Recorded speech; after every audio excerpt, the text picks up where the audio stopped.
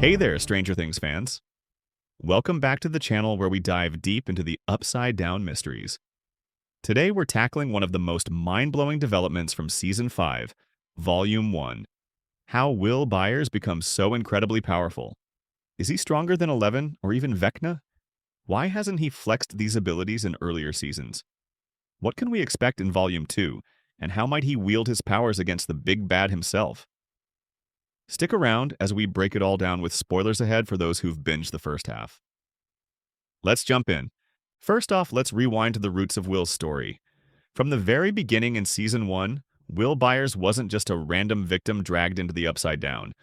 A shocking flashback in Season 5 reveals that Vecna deliberately chose him, force-feeding him a mysterious substance through a flesh vine right after pulling him through the portal in 1983.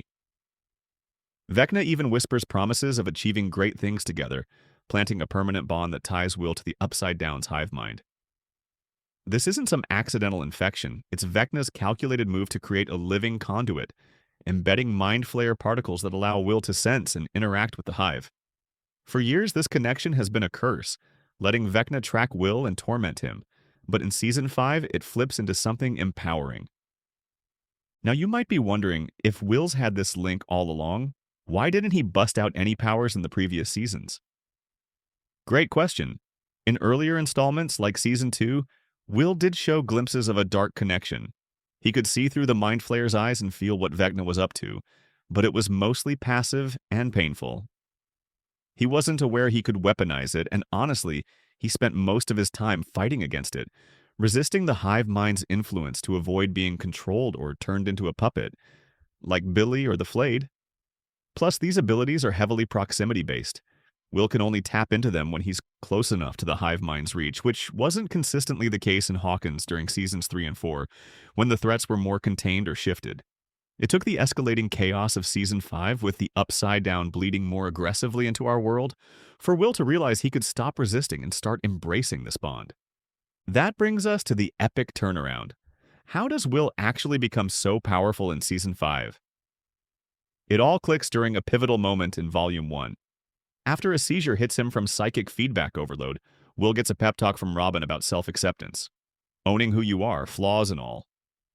This emotional breakthrough lets him stop battling the connection and fully lean into it. Suddenly, he's not just sensing Vecna's frequencies, he's hijacking them. Like a supernatural radio antenna, Will tunes into the hive mind, tracking Vecna's moves across Hawkins, spotting his next victims, and even influencing monsters from afar. In one heart-pounding scene, he unconsciously makes a Demogorgon hesitate before attacking Joyce, and by the climax of Episode 4, he goes full beast mode, stopping a swarm of Demogorgons in their tracks, floating them helplessly, and snapping their limbs with telekinetic force until they're obliterated. His nose bleeds just like Eleven's during her big exertions, signaling he's channeling serious psychic energy. So, what kind of powers are we talking about here? Will's abilities aren't exactly like Eleven's innate lab-born telekinesis or Vecna's godlike dominion over the Upside Down.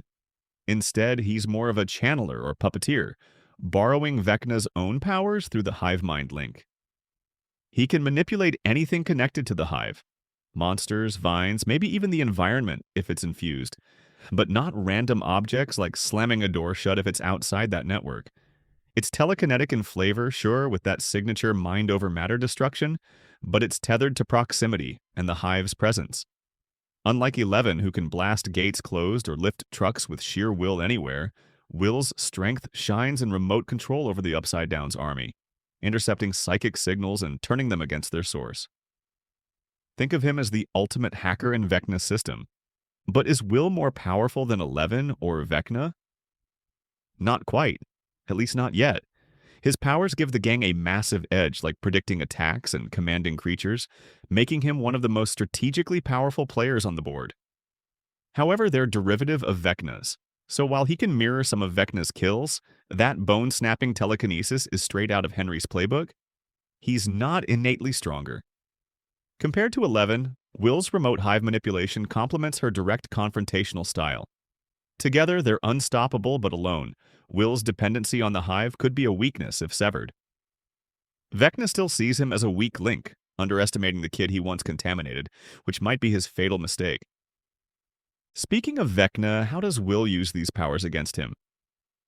In Volume 1, it's all about disruption, hijacking the hive to destroy demogorgons and block attacks, essentially cutting off Vecna's minions mid-strike.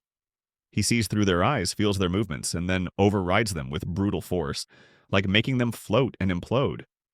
This isn't just defense, it's offensive sabotage, intercepting Vecna's commands and flipping the script. Imagine Will puppeteering an entire army back at their master. That's the potential here.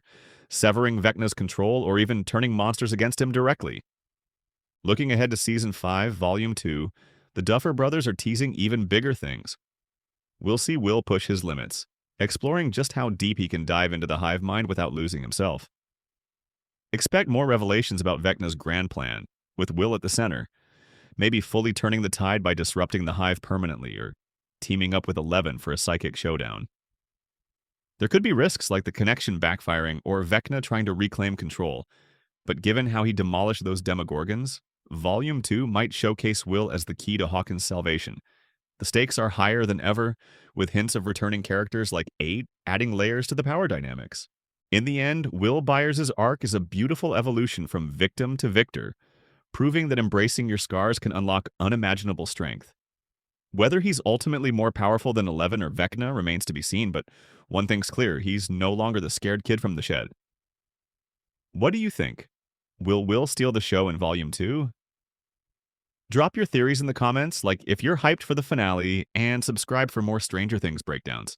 Thanks for watching, and I'll catch you in the next one. Stay strange.